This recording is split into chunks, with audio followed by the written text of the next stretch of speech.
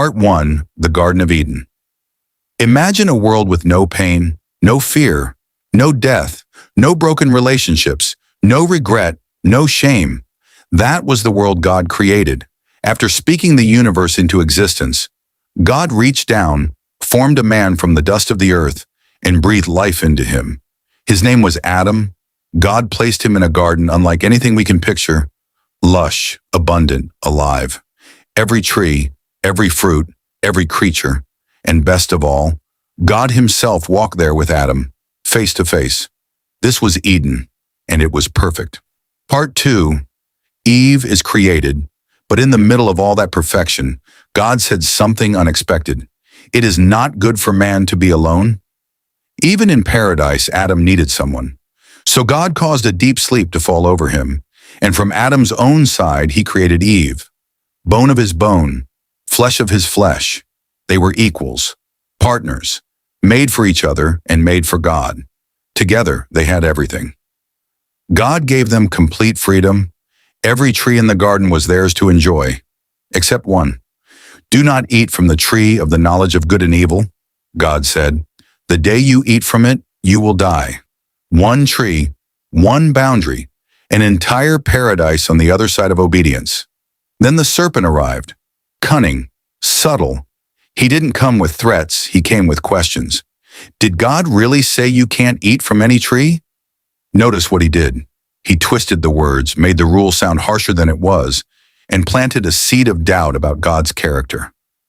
Eve listened. She looked at the fruit. It seemed good, desirable, wise. She ate, and she gave some to Adam, who was right there with her. He ate too.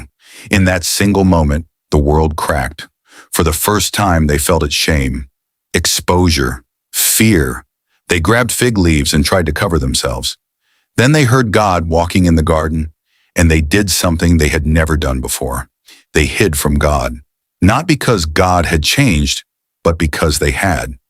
When God called out, "Where are you?" It wasn't because he didn't know. It was an invitation to come back. But instead of owning it, Adam blamed Eve. Eve blamed the serpent, and the pattern of shifting blame that started that day has never really stopped. The deeper meaning. This story is ancient, but it's also your story. It's not really about fruit. It's about the moment we decide we know better than God. It's about how temptation rarely looks dangerous. It looks desirable. It's about how freedom always carries responsibility, and how one small compromise can set off a chain reaction we never anticipated. Adam and Eve didn't just break a rule, they broke a relationship, and the rest of the Bible is the story of God working to restore it. The lesson that hits different. The serpent's oldest trick wasn't force, it was doubt. Did God really say? That question still echoes today. Not everything that looks good, feels good, or seems wise is good for you. And the smallest compromises rarely stay small. If this story hit differently than you expected, good. That's what the Bible does when you actually sit with it. Subscribe and follow along as we continue through the Old Testament, because it only gets more dramatic from here.